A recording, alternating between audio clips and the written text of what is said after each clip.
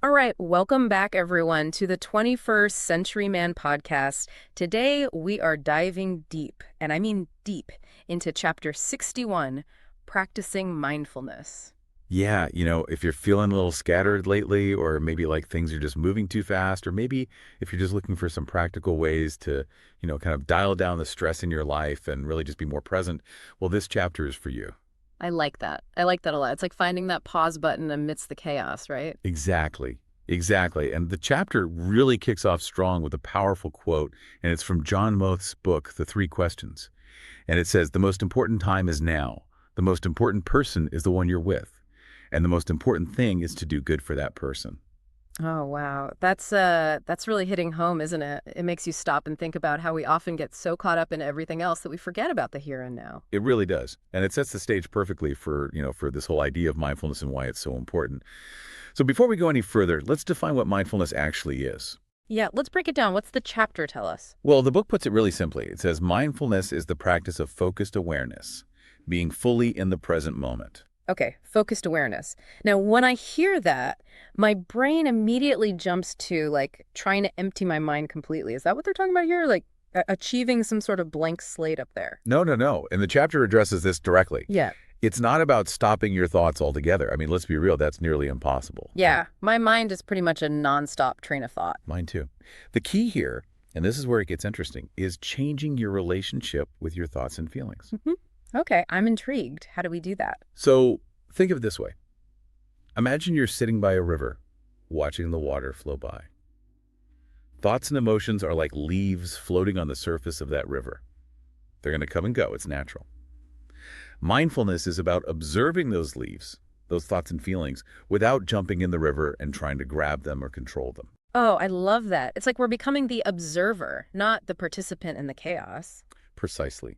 We're creating that space, that detachment, to just let things be without getting swept away by them. That's powerful. So we're not aiming for an empty mind, but a mind that can observe without judgment. Right. And that shift in perspective, that's what mindfulness is all about. And the chapter goes on to highlight some of the major benefits of cultivating this mindfulness. And let me tell you, there are a lot of them. All right, let's dive into those benefits. What's the first one that stands out? The first one, and I think this is something we can all relate to, is how mindfulness can help us cope with stress and anxiety. Oh, yeah. In this day and age, who doesn't need a little help with that? Seriously, we're constantly bombarded with information, deadlines, pressures, you name it. Mindfulness gives us a way to navigate those immediate and often overwhelming pressures. Instead of letting yourself get carried away by a wave of worry, you can use mindfulness to bring your attention to the present moment, to ground yourself. It's like hitting that reset button you were talking about earlier, right? Exactly. And one of the simplest yet most effective ways to do this is by focusing on your breath. Just bringing your awareness to the sensation of your breath coming in and going out can be incredibly powerful in shifting your attention away from those spiraling thoughts. Yeah, I've had that before about the power of focusing on your breath. But it's always seemed a little too simple. I get that. It sounds almost too good to be true, right? But there's a reason why breath work is such a foundational element of mindfulness and practices like yoga and meditation. Your breath is always there. It's a constant, a built-in anchor to the present moment. That makes a lot of sense. Okay, so mindfulness for stress and anxiety, that's a big one. What else does the chapter highlight? Well, another major benefit, and this is something I personally struggle with, is the impact mindfulness can have on your sleep. Ah, sleep. That elusive unicorn for so many of us. I'm all ears. I hear you. So many of us, we lie in bed at night with our minds racing, replaying the events of the day, worrying about tomorrow. It's exhausting. I'm totally guilty of that. Well, the chapter makes a direct link between this practice of letting go of those intrusive thoughts and emotions and better sleep. When you're not caught up in rehashing the past or fretting about the future, your mind naturally settles down, which paves the way for more restful sleep. So it's like mindfulness is clearing the mental clutter that keeps us from getting those much-needed Z's. Exactly. And what's even more interesting is that it's not just about how you feel mentally. The book points to research showing that mindfulness can actually have a physiological impact on your body. Oh, okay. Tell me more about that. Well, you know how when you're stressed, your body goes into that fight or flight mode? Your heart rate increases, you tense up, your breathing becomes shallow. Oh, yeah. I know that feeling all too well. Well, research suggests that practicing mindfulness often in conjunction with things like yoga, can actually shift your body from that stress response to a more relaxed state. So it's like mindfulness is giving our bodies permission to chill out. Precisely. It's helping us tap into the parasympathetic nervous system, which is responsible for rest and relaxation. And when your body is relaxed, your mind tends to follow suit. That makes a lot of sense. Okay, so we've got better coping with stress and anxiety, improved sleep, and even physiological changes in the body. What else does mindfulness have to offer? Here's one that really piqued my interest. The chapter mentions an empirical review suggesting that mindfulness actually decreases emotional reactivity. Emotional reactivity. So we're talking about those moments when you get triggered and you react without thinking, like a knee-jerk emotional response. You got it. We all have those moments, right? Someone cuts you off in traffic, you get a frustrating email, and suddenly you're flooded with anger or frustration. Oh yeah, I know those moments all too well. Well, the research suggests that mindfulness can actually help us create a buffer between that stimulus and our response. Instead of immediately reacting, we have the space to choose how we want to respond. So we're gaining control over our emotions rather than letting them control us. Exactly. It's about moving from reaction to response. Hmm. And when you're not constantly being hijacked by your emotions, well, that leads to another major benefit: increased mental clarity. Okay, I can see how that would follow. Less emotional noise, more room for clear thinking. Exactly. When you're not so bogged down by all that mental clutter, you're able to think more clearly, make more rational decisions, and even be more creative. That's huge. And it's interesting because the chapter also emphasizes this crucial element of non-judgment in mindfulness. It talks about experiencing thoughts and feelings without immediately labeling them as good or bad, right or wrong. That non-judgmental awareness is key. It's about approaching your inner experience with a sense of curiosity and acceptance rather than criticism. And let me tell you, that can be incredibly freeing. Yeah, the inner critic can be pretty relentless, right? Always judging, analyzing, comparing. It can be, but mindfulness allows us to step back from that constant evaluation and just observe our thoughts and feelings without getting caught up in the story they're telling us. So instead of fighting with our thoughts and emotions, we're learning to acknowledge them without judgment. Exactly. And that can make a huge difference in how we experience the world around us and perhaps even more importantly, how we experience ourselves. Now, it's important to point out that the book doesn't just present mindfulness as some abstract concept for monks sitting on mountaintops. It brings it into the context of our everyday lives. Right, and that's what makes it so practical and applicable. The chapter talks about how mindfulness can help us manage those everyday stressors that we all face. Things like dealing with deadlines at work, navigating traffic, or even just having a difficult conversation with a loved one. So instead of getting lost in the anxiety of that looming deadline, you can use mindfulness to bring yourself back to the present task, to break it down into smaller, more manageable steps. Exactly. It's about shifting your focus from the overwhelming future to what you can do right now in this moment. And that can make a world of difference. And it's not just about managing the little things. The book also addresses how mindfulness can be a powerful tool for navigating those major life changes and challenges that we inevitably face. Things like career transitions, breakups, loss, illness. You know, during those times when things feel really uncertain and out of control, our minds tend to go into overdrive. We start worrying, catastrophizing, overthinking everything. Oh yeah, I've been there. It's like your mind becomes a breeding ground for worst case scenarios. And that's where mindfulness comes in. It gives us a way to find some calm amidst the storm, to anchor ourselves to the present moment instead of getting swept away by the current of our fears and anxieties. And there's that powerful statement in the chapter that really stuck with me. What consumes your mind controls your life. Wow, that's so true. If we allow those negative thought patterns to dominate our mental space, they can really dictate our experience of life. It's like we become a prisoner of our own minds. Exactly. But mindfulness gives us the tools to break free.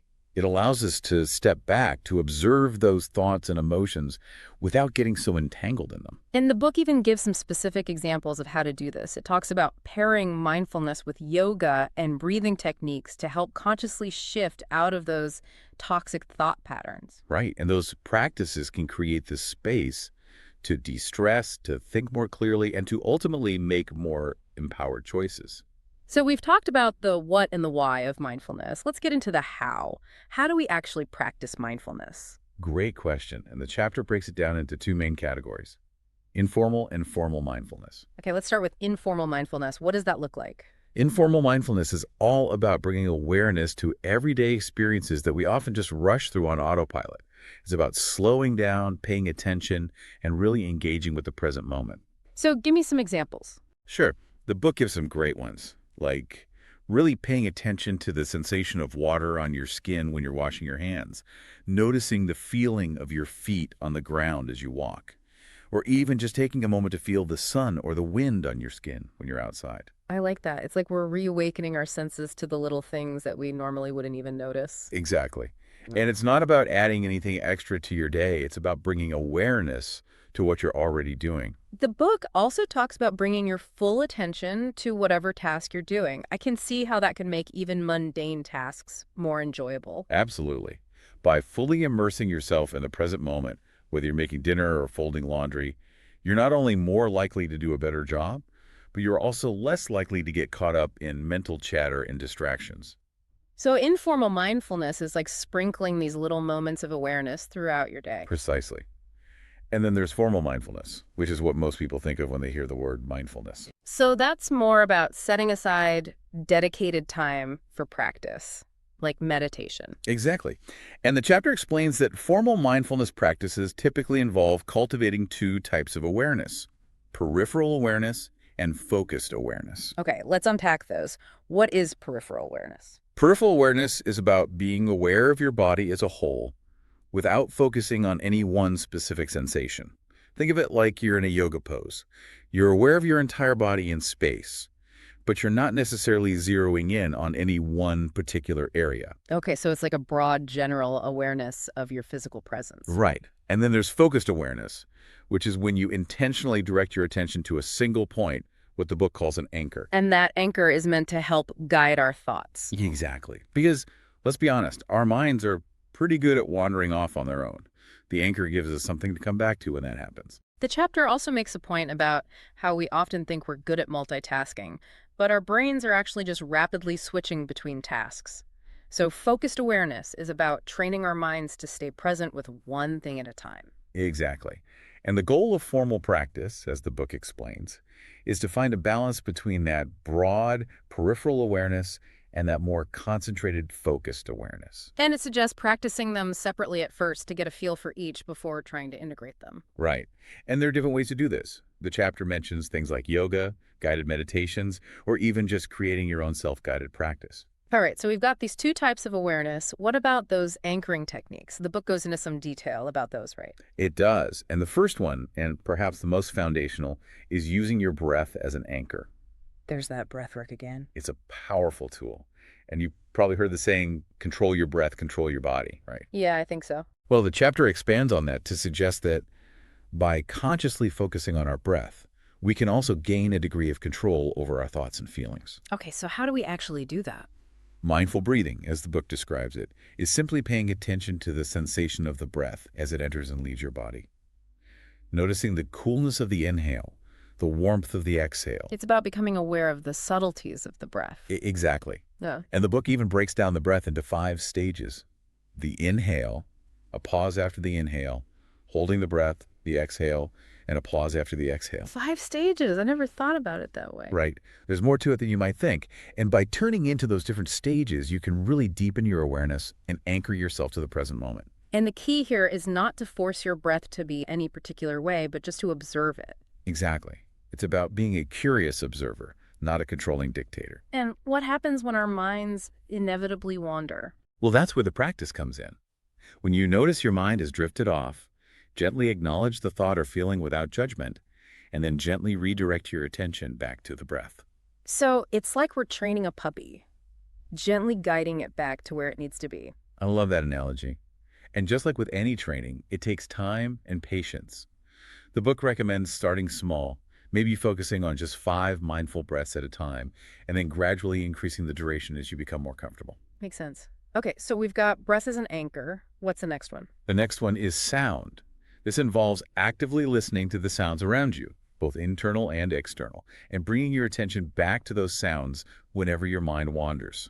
Like listening to music. It could be music, yeah, but it could also be anything else.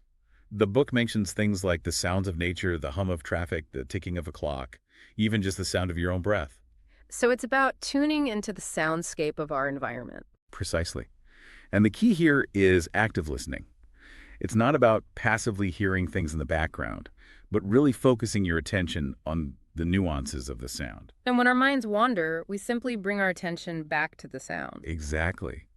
And the book even highlights some specific types of sound that can be particularly helpful for cultivating mindfulness. Things like the resonant tones of singing bowls or quartz bowls, the repetitive rhythm of drums or gongs, simple chants, or even just listening to the sounds of nature. I've heard that listening to nature sounds can be really calming. It can. And there's actually research to support that. The book even cites studies showing that listening to music and nature sounds can have positive effects on both our physical and mental well-being. Interesting. So we've got breath, sound, and what's the final anchoring technique the chapter discusses? The final one is sight. This involves focusing your attention on a single visual point.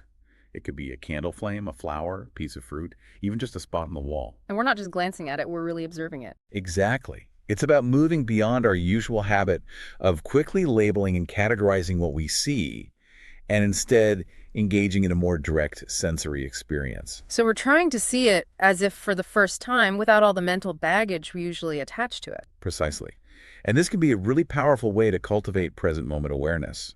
When you're fully absorbed in the visual details of something, your mind naturally quiets down. Now, the chapter beautifully transitions from these anchoring techniques to discussing the connection between yoga and mindfulness. And it makes so much sense. Yoga, at its core, is all about uniting the body, breath, and mind. It's a practice of presence. Exactly. And the chapter talks about how the physical postures and movements in yoga help us cultivate that peripheral awareness, that sense of our body as a whole. And the breath, often practiced in a very conscious way in yoga, serves as that anchor for our focused awareness. Exactly. And when those two things come together, the result is a state of calm, focused presence. The chapter also highlights how mindfulness weaves through different styles of yoga. Like, for instance, it mentions yoga for men, which is a strength-based approach that incorporates breath work and mindfulness. And what's interesting about that is that it shows how mindfulness can be integrated into even very physically demanding practices.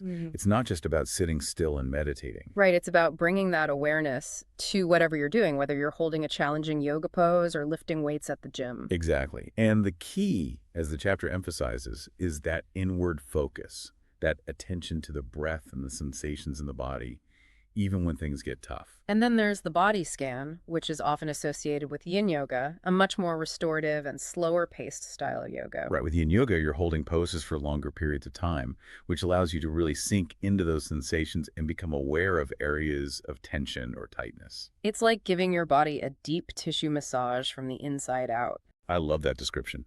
And the deep breathing that's practiced in yin yoga further enhances that sense of relaxation and present moment awareness. And finally, the chapter talks about the flow state that's often experienced in Vinyasa yoga, which is a more dynamic style that links movement and breath. Oh yeah, Vinyasa is all about that seamless flow from one pose to the next, guided by the rhythm of the breath. And when you're really in that flow state, it's like time melts away and you become completely absorbed in the experience. Exactly.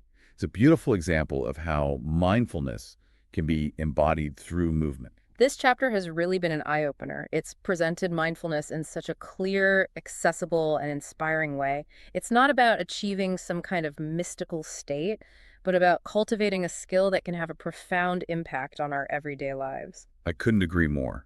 It's taken this concept that can sometimes feel a little esoteric and grounded it in practical, actionable steps that anyone can take. And the book as a whole, The 21st Century Man, really does a fantastic job of exploring this and so many other important aspects of what it means to be a man in today's world. It's a book that I think every man, regardless of age or background, could benefit from reading. Absolutely. So if you're looking for a roadmap to navigate the complexities of modern manhood, this book is definitely worth checking out. And this chapter in particular is a gem. It's a great starting point for anyone who wants to start cultivating more mindfulness in their life. Couldn't agree more. We highly recommend diving into the full chapter for a more comprehensive understanding. And in the meantime, maybe try taking a few mindful breaths right now. Just notice the sensation of your breath coming in and going out. You might be surprised at how grounding and calming that simple act can be. Thanks for joining us for this deep dive into practicing mindfulness. We hope you found it as insightful and inspiring as we did. We look forward to exploring more chapters from the 21st Century Man with you in future episodes. Until next time, be well and stay mindful. And join us next time as we explore Chapter 62, Creating a Masculine Space. We look forward to continuing this journey through the book with you.